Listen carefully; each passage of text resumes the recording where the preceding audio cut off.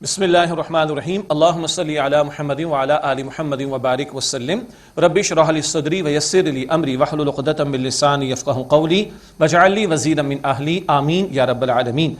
ناظرین کرام السلام علیکم ورحمۃ اللہ وبرکاتہ۔ کیو ٹی وی کے لائیو نشریات ماہ رمضان کا خصوصی پروگرام دورہ ترجمہ قرآن حکیم کے 21 سپارے کا مطالعہ جاری ہے۔ کچھ ہی دیر میں 22 داخل ہوں گے۔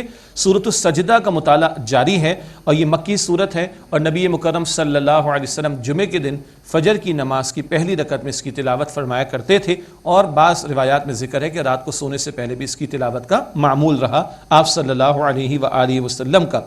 سورۃ السجدہ کی آیت نمبر 15 سے ہم مطالعہ شروع کر رہے ہیں، اور حسن اتفاق ہے کہ یہ آیت سجدہ بھی ہے۔ سورہ سجدہ آیت نمبر 15۔ اعوذ باللہ من الشیطان الرجیم، بسم اللہ الرحمن الرحیم۔ انما یؤمن بآیاتنا الذین اذا ذکروا بها خروا سجدا۔ بے شک ہماری آیات پر تو وہ ایمان لاتے ہیں کہ جب انہیں یاد دہانی کرائی جاتی ہے ان آیات کے ذریعے تو وہ سجدے میں گر پڑتے ہیں۔ وَسَبَّحُوا بِحَمْدِ رَبِّهِمْ، اور وہ اپنے رب کی تسبیح کرتے ہیں اس کی حمد کے ساتھ۔ وَهُمْ لَا يَسْتَكْبِرُونَ، اور وہ تکبر نہیں کرتے۔ آیت سجدہ ہے، آپ کو مسئلہ معلوم ہے، ہم بھی سجدہ ادا کر لیں گے بعد میں، اور آپ بھی ضرور ادا کیجئے گا انشاءاللہ۔ یہ ایمان والوں کی شان بیان ہو رہی۔ جب اللہ کی آیات کے ذریعے نصیحت کی جاتی ہے تو توجہ سے سنتے ہیں، اور اثر کیا لیتے ہیں؟ سجدے میں گر پڑتے ہیں، اللہ کی تسبیح کرتے ہیں اس کی حمد کے ساتھ، اور تکبر نہیں کرتے۔ ان کی راتوں کا حال بیان ہو رہا ہے، سبحان اللہ۔ تتجافى جنوبهم عن المضاجع يدعون ربهم خوفا وطمعا، ان کے پہلو بستروں سے علیحدہ رہتے ہیں اور وہ اپنے رب کو پکارتے ہیں خوف اور امید کی کیفیت کے ساتھ۔ وَمِمَّا رَزَقْنَاهُمْ يُنْفِقُونَ، اور جو ہم نے انہیں عطا فرمایا اس میں سے وہ خرچ کرتے ہیں۔ راتوں کو آرام تھوڑا کرتے ہیں اور قیام کرتے ہیں اللہ تعالیٰ کے حضور۔ ماہ رمضان ہو، قدر کی رات تلاش کرنے کے لیے طاق راتیں ہوں، اور آخری عشرہ ہو تو نور علی نور والی بات ہے۔ اللہ ہمیں رات میں قیام اللیل کی تراویح کی نماز ادا کر رہے ہیں، اس کے علاوہ بھی اللہ ہمیں توفیق عطا فرمائے تہجد کا اہتمام کر لیں، کچھ نفل نمازوں کا اہتمام کریں۔ یہ ایمان والوں کی شان، ان کے پہلو بستروں سے علیحدہ رہتے، کچھ آرام بھی کرتے اور قیام بھی کرتے، اللہ کو خوف و امید کے ساتھ پکارتے اور اللہ کے عطا کردہ رزق میں سے خرچ کرتے۔ اب ان کے لیے کیا انعام ہے؟ بڑا پیارا انعام اللہ تعالیٰ بیان فرما رہا ہے۔ فَلَا تَعْلَمُ نَفْسٌ مَّا أُخْفِيَ لَهُم مِّن قُرَّةِ أَعْيُنٍ، کوئی نہیں جانتا جو کچھ پوشیدہ رکھا گیا ہے ان کے لیے آنکھوں کی ٹھنڈک میں سے، جزاء بما كانوا يعملون، اس کی جزا ہے جو وہ اعمال کیا کرتے تھے۔ کیا اللہ نے تیار کیا ہم تصور نہیں کر سکتے۔ جنت کی نعمتیں ان امیجنیبل ہیں۔ حدیث مبارک بخاری شریف میں اللہ تعالیٰ فرماتا ہے میں نے اپنے نیک بندوں کے لیے وہ کچھ تیار کیا جو نہ کسی آنکھ نے کبھی دیکھا، نہ کسی کان نے کبھی سنا، اور کسی کے دل میں اس کا خیال بھی کبھی نہیں آیا۔ وہ ہے جو اللہ ہی جانتا ہے، اور اللہ جب اللہ اکبر میزبان ہوگا اور بندے جنت میں داخل کیے جا رہے ہوں گے تو اس کی میزبانی کا عالم کیا ہوگا اللہ ہی بہتر جانتا ہے۔ اللہم انا نسألک جنت الفردوس، اے اللہ ہم تجھ سے جنت الفردوس کا سوال کرتے ہیں۔ افمن کان مؤمنا کمن کان فاسقا، تو کیا جو مومن ہو وہ اس کے برابر ہو سکتے جو فاسق ہو؟ لا یستوون، یقیناً برابر نہیں ہو سکتے۔ اعمال الگ تو نتائج بھی الگ ہوں گے۔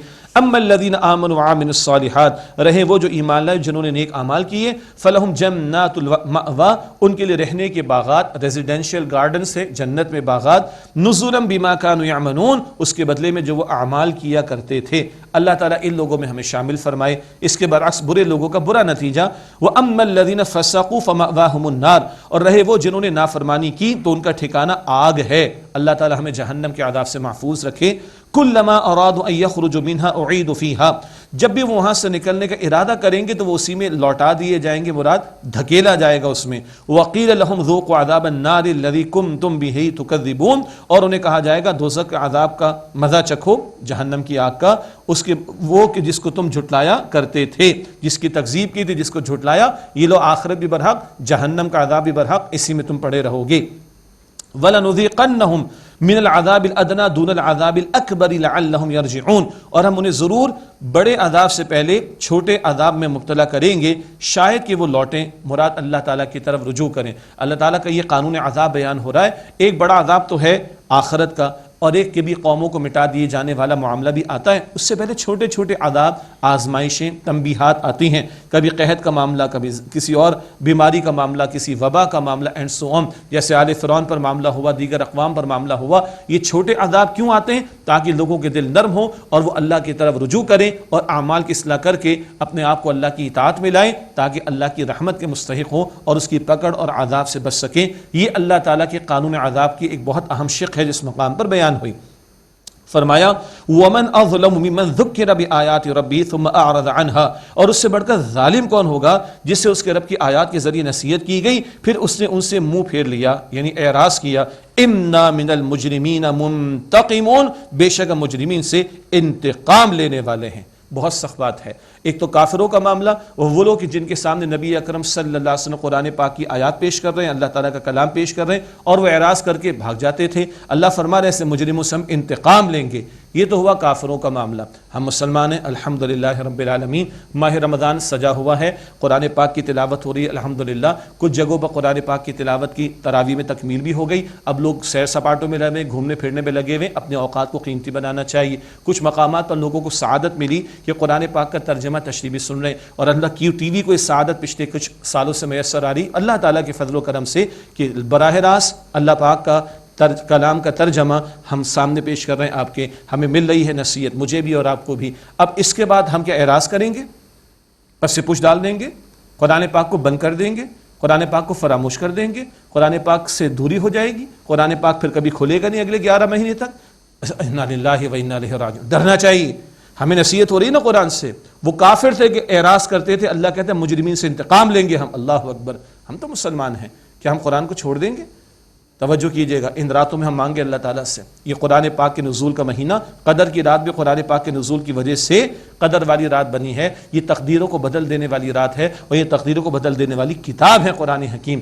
ہم اعراض نہ کریں۔ ماہ رمضان کے بعد بھی قرآن کی تلاوت، قرآن حکیم سے جڑنا، قرآن حکیم کا ترجمہ، قرآن حکیم کی تشریح، قرآن حکیم کے دروس، قرآن حکیم کی محافل میں شرکت۔ بہت سے حضرات اور ادارے قرآن کریم کے کورسز بھی پیش کریں گے، وہاں پہ شرکت کا معاملہ کیوں ٹی وی پر انشاءاللہ تعالیٰ قرآن پاک کا ترجمہ اور دیگر قرآن پاک کے حوالے سے تعلیمات کا سلسلہ رہے گا۔ جہاں جہاں موقع ہو ہمیں اس میں شرکت کرنی ہے، اور آج اللہ تعالیٰ سے مانگنا ہے تاکہ ہم ان لوگوں کی صف میں شامل نہ ہوں کہ جو قرآن کو اعراض کریں گے، اس سے اعراض کریں گے اور اللہ ایسے مجرمین سے انتقام لے گا۔ استغفر اللہ۔ وَلَقَدْ آتَيْنَا مُوسَى الْكِتَابَ فَلَا تَكُنْ فِي مِرْيَةٍ مِّن لِقَائِهِ، اور یقیناً ہم نے موسیٰ علیہ السلام کو تورات عطا فرمائی تو اے مخاطب تم اس کے ملنے کے بارے میں شک میں مبتلا نہ ہونا۔ یہ آیت کریمہ کا ترجمہ ایک اعتبار سے میں نے کیا، اس کی تشریح مختلف اعتبارات سے کی گئی۔ ایک سادہ بات کیا ہے، تورات بھی اللہ تعالیٰ نے عطا فرمائی، موسیٰ علیہ السلام کو بھی کلام عطا کیا گیا تھا، اور اب نبی اکرم علیہ السلام ہے جن کو قرآن حکیم آخری کلام کے طور پر عطا کیا گیا، تو عموم کے اعتبار سے ترجمانی وَلَقَدْ آتَيْنَا مُوسَى الْكِتَابَ فَلَا تَكُنْ فِي مِرْيَةٍ مِّن لِقَائِهِ، اور یقیناً ہم نے موسیٰ علیہ السلام کو تورات عطا فرمائی تو اس کے ملنے کے بارے میں اے مخاطب تم شک میں مبتلا نہ ہونا۔ وَجَعَلْنَاهُ هُدًى لِبَنِي إِسْرَائِيلَ، اور ہم نے اسے ہدایت بنایا بنی اسرائیل کے لیے۔ اور مشرکین کو کیا سمجھایا جا رہا ہے، یہ پہلی مرتبہ ایسا نہیں اللہ نے کسی رسول کو ایک کتاب کو بھیجا ہو، پہلے بھی رسول آئے ہیں جیسے کہ موسیٰ علیہ السلام، پہلے بھی کتابیں آئیں جیسے کہ تورات کا عطا کیا جانا۔ ہاں ان بنی اسرائیل کے افراد کا ذکر ہے، وَجَعَلْنَا مِنْهُمْ أَئِمَّةً يَهْدُونَ بِأَمْرِنَا لَمَّا صَبَرُوا، اور جب ہم نے ان میں سے پیشوا بنائے اور وہ ہمارے حکم سے رہنمائی کرتے تھے، اور جبکہ انہوں نے صبر کیا، وَكَانُوا بِآيَاتِنَا يُوقِنُونَ، اور وہ ہماری آیات پر یقین رکھتے تھے۔ بنی اسرائیل کو تورات عطا ہوئی، ہدایت کے طور پر عطا ہوئی، اور ان میں ائمہ تھے، ان کے پیشوا ذمہ دار جو اللہ تعالیٰ کی عطا کردہ ہدایت کے مطابق رہنمائی کرتے، جبکہ انہوں نے صبر کیا اور وہ اللہ کی آیات پر یقین رکھتے تھے۔ امامت کب ملی ہے؟ جب اللہ کے کلام سے جڑیں۔ امامت کب ملی ہے؟ جب صبر کیا۔ صبر یہ بھی ہے دنیا کی محبت سے اپنے آپ کو روکنا، دنیا کے مفادات سے اپنے آپ کو روک کر آخرت کا طلبگار بننا۔ امامت کب ملی ہے؟ جب اللہ کے حکم کے مطابق رہنمائی کا سامان کیا۔ امامت کب ملی ہے دنیا اس وقت لوگوں کی جب وہ اللہ کی آیات پر یقین رکھتے تھے۔ اب تو ہم بنی اسرائیل کو تو بھول جائیں اس معنی میں کہ وہ قصہ پارینہ ہو گیا۔ آج ہم مسلمان امت مسلمہ ہیں، کیا اللہ کے کلام کو دنیا کے سامنے پیش کر رہے ہیں؟ دنیا کو لیڈ کرنے کے لیے اس امت کو کھڑا کیا گیا تھا۔ آج دنیا ہمارے فیصلے کر رہی، کیا آج ہم صبر کر رہے ہیں؟ دنیا کی محبت میں ڈوب تو نہیں گئے اور آخرت کو فراموش تو نہیں کر دیا؟ دین کو پس پش ڈال کر دنیا کو ترجیح تو نہیں دے دی؟ اور اللہ کی آیات پر کتنا یقین ہے؟ دنیا جہاں کے لوگوں کے کوٹیشنز کو کوٹ کیا جاتا ہے، سارا میڈیا جو ہے وہ رات بھر لگا رہتا ہے، فلاں نے یہ کہا، فلاں نے یہ کہا، فلاں نے یہ کہا، کارپوریٹ سیکٹر میں فلاں مینجمنٹ کے گرو نے یہ کہا، فلاں بزنس کے ایکسپرٹ نے یہ کہا، فلاں بگ آئیکن نے یہ کہا اور ٹائیکن نے یہ کہا، فلاں نے یہ کہا۔ اللہ نے کیا فرمایا، اس کا بیان کتنا ہے؟ یقین ہے کہ یہ سب سے عظیم کلام ہے، یقین ہے کہ یہ کتاب انقلابی والی کتاب ہے، یقین ہے کہ انسانیت کی تقدیر کو بدل دینے والی کتاب ہے۔ جب تک یہ نہ ہو دنیا کی امامت نہیں مل سکتی، پھر در بدر کی ٹھوکریں ہیں۔ اللہ تعالی ہمارے حال پر رحم فرمائے اور امت کو امت والے کام کو انجام دینے کے لیے کھڑا ہونے کی توفیق عطا فرمائے۔ ارشاد ہوا ان ربک هو یفصل بینہم یوم القیامۃ فیما کانوا فیہ یختلفون، بے شک آپ کا رب قیامت کے دن ان کے درمیان فیصلہ فرما دے گا اس بات میں جس میں وہ اختلاف کیا کرتے تھے۔ اولم یہد لہم کم اہلکنا من قبلہم من القرون یمشون فی مساکنہم، کیا ان کے لیے یہ بات ہدایت کا باعث نہ ہوئی کہ ہم نے ان سے پہلے کتنی امتوں کو ہلاک کر ڈالا، یہ ان کے گھروں مراد ان کے کھنڈرات وغیرہ میں چلتے پھرتے ہیں، وہی جو بستیاں ان کے راستوں میں آتی تھی مشرکین کے۔ ان فی ذلک لآیات، بے شک اس میں یقیناً نشانیاں ہیں۔ افلا یسمعون، تو کیا وہ سنتے نہیں؟ اولم یروا انا نسوق الماء الی الارض الجرز فنخرج به زرعا، کیا انہوں نے نہیں دیکھا کہ ہم خشک زمین کی طرف پانی کو رواں کرتے ہیں، پھر اس سے ہم کھیتی نکالتے ہیں۔ تأکل منہ انعامہم وانفسہم، اس سے ان کے مویشی کھاتے ہیں اور وہ خود بھی کھاتے ہیں۔ افلا یبصرون، تو کیا وہ دیکھتے نہیں؟ مردہ زمین کو اللہ زندگی دینے پر قادر، فصل اگا دینے پر قادر۔ دنیا میں اندھیرے تھے، دنیا بنجر تھی، اللہ نے محمد مصطفیٰ علیہ السلام کو بھیج دیا، قرآن حکیم کی بارش برسا دی، اب ایمان کی فصل لہلہائے گی۔ اور مشرکین کو بتایا جا رہا ہے کہ تم لاکھ روڑے اٹکانے کی کوشش کرو حق کی راہ میں، اللہ تعالیٰ اس حق کے کلمے کو سر بلند فرمائے گا۔ سورہ صف کی آیت نمبر 8 میں ہم پڑھیں گے یریدون لیطفئوا نور اللہ بافواہہم، یہ اپنے منہ کی پھوکوں سے اللہ کے نور یعنی اس کے دین کی روشنی کو مٹانا چاہتے ہیں۔ واللہ متم النور ولو کرہ الکافرون، اور اللہ اپنے نور کا اتمام فرما کر رہے گا، اپنے دین کی روشنی کو پورا فرما کر رہے گا، چاہے کافروں کو کتنا ہی ناگوار گزرے۔ یہاں ان کو سمجھایا گیا مثال سے، افلا یبصرون، تو کیا وہ دیکھتے نہیں؟ ویقولون متی ھذا الفتح ان کنتم صادقین، اور وہ کہتے ہیں یہ فیصلہ کب ہوگا اگر تم سچوں میں سے ہو۔ قل، آپ فرما دیجئے یوم الفتح لا ينفع الذین کفروا ایمانہم ولا ھم ینظرون، فیصلے کے دن کافروں کو ان کا ایمان لانا نفع نہیں دے گا اور نہ انہیں کوئی مہلت دی جائے گی۔ آج یہ اکڑ دکھا کر پوچھنے کب آئے گا عذاب، جب عذاب آئے گا، فیصلہ آ جائے گا تو اب ماننا ایمان لانا نفع نہیں دے گا اور نہ کوئی عمل کے لیے مہلت ملے گی۔ فاعرض عنہم، بس آپ ان سے اعراض کیجئے، رخ پھیر لیجئے۔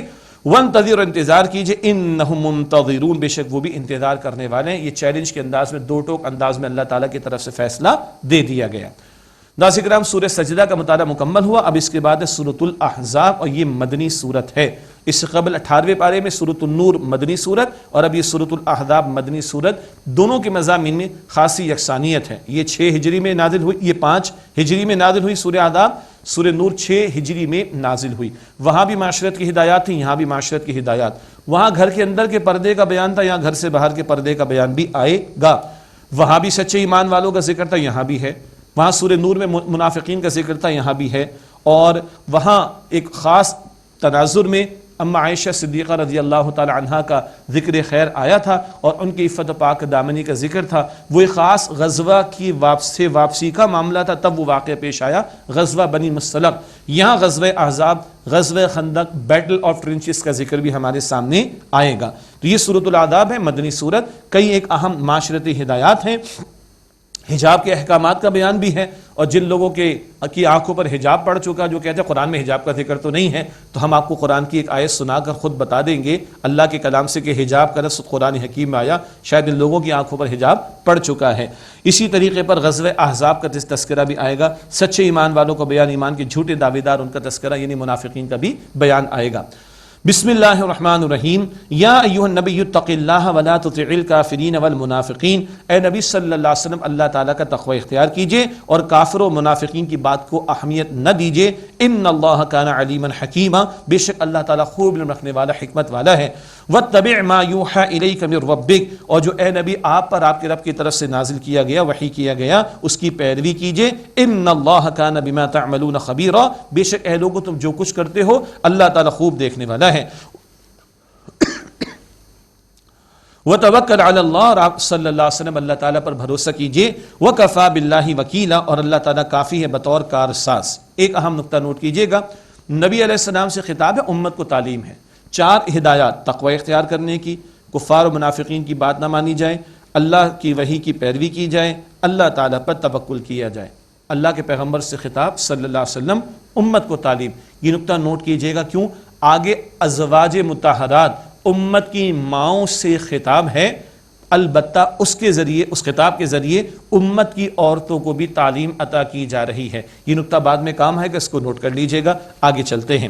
ما جعل اللہ لرجل من قلبین فی جوفی، اللہ تعالیٰ نے کسی آدمی کے لیے اس کے سینے میں 2 دل نہیں بنائے۔ کیا مطلب؟ ایک بندے کے دل میں، ایک بندے کے سینے میں ایک ہی دل ہوتا ہے، تو مراد ایک شخص کا عقیدہ ایک ہی ہوگا۔ ایک دل میں ایمان اور نفاق دونوں جمع ہو جائیں، یہ ممکن نہیں ہے۔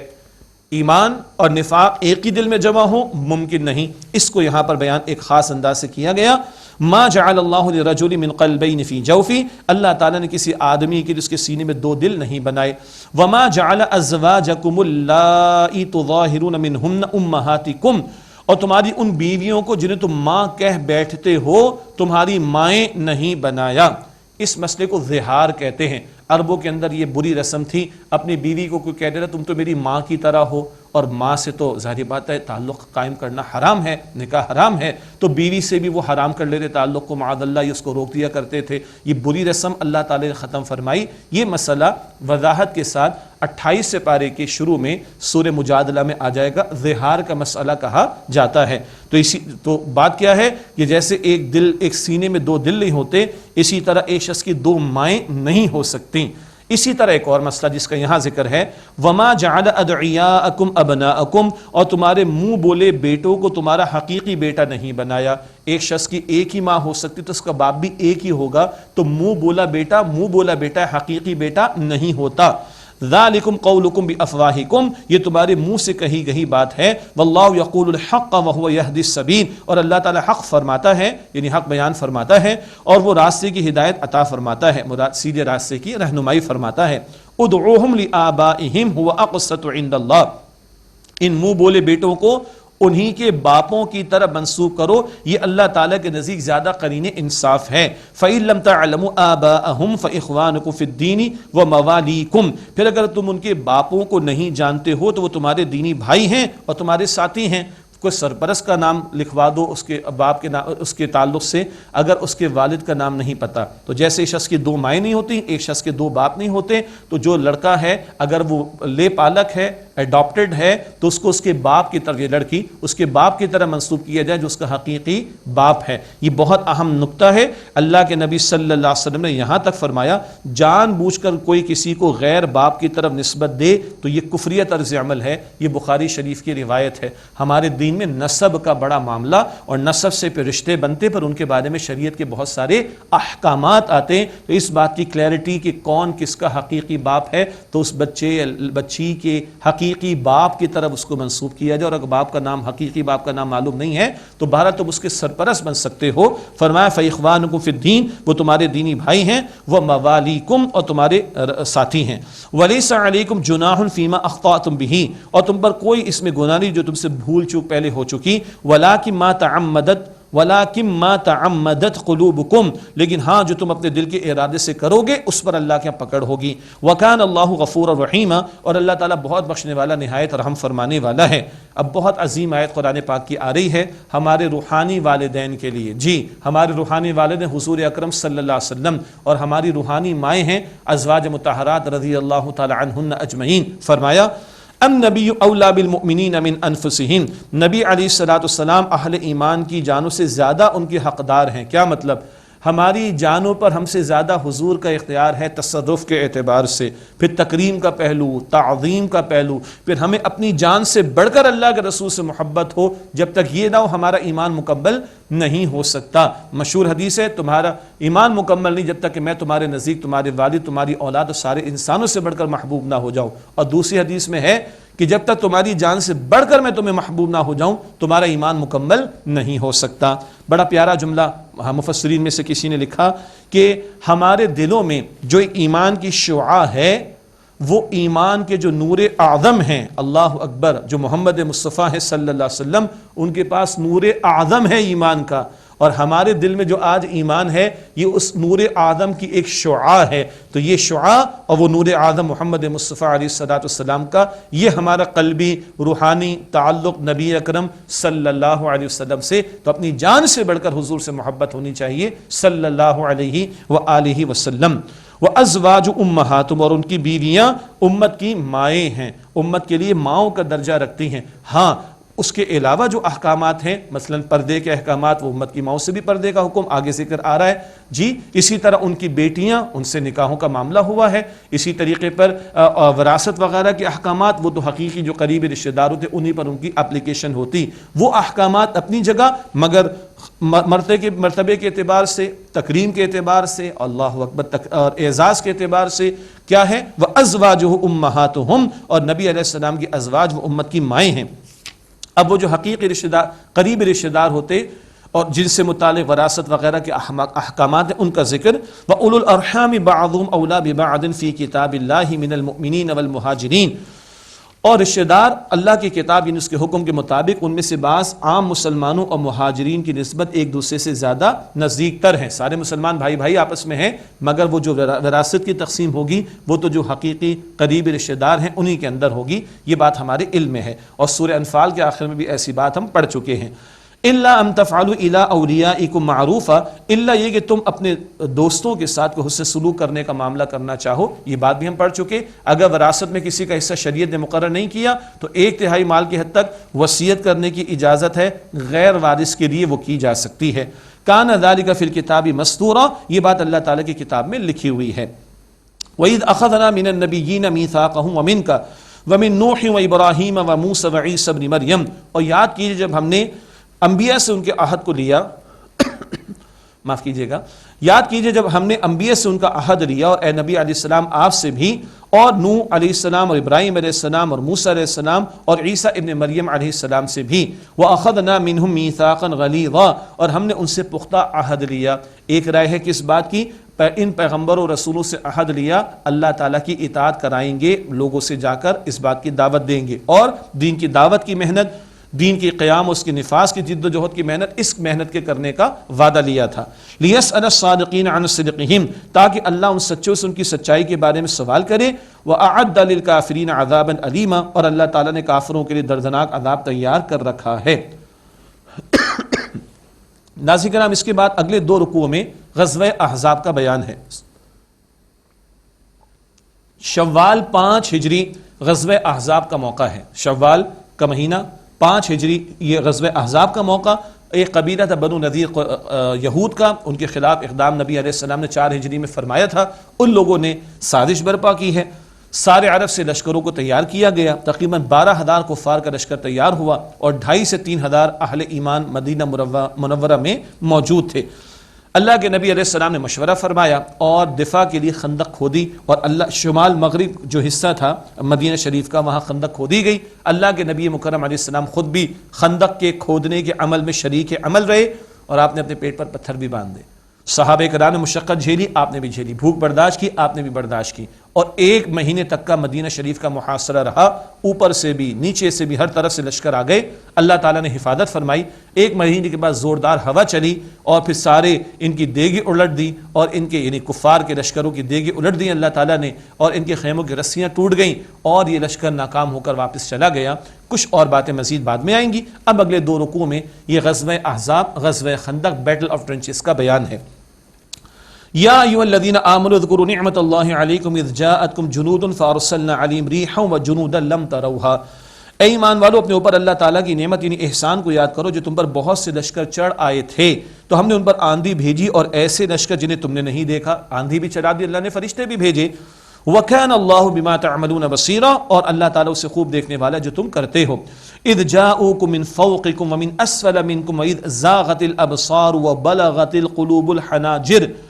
یاد کرو جب تم پر چڑھ آئے تمہارے اوپر کی طرف سے اور تمہارے نیچے کی طرف سے، یعنی اوپر کے علاقے سے مدینہ شریف کے غطفان حوازن کے قبائل آ گئے، اور نیچے کی طرف سے وہ قریش کا قبیلہ ان کے افراد آ رہے ہیں.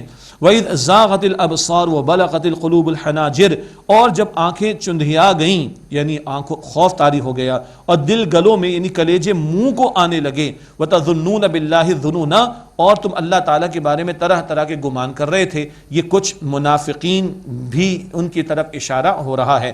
ہنالک ابتلی المؤمنون وزلزلوا زلزالا شدیدا، اسی موقع پر اہل ایمان کو آزمایا گیا اور وہ شدید انداز سے جھنجھوڑ دیے گئے. بہت بڑی آزمائش.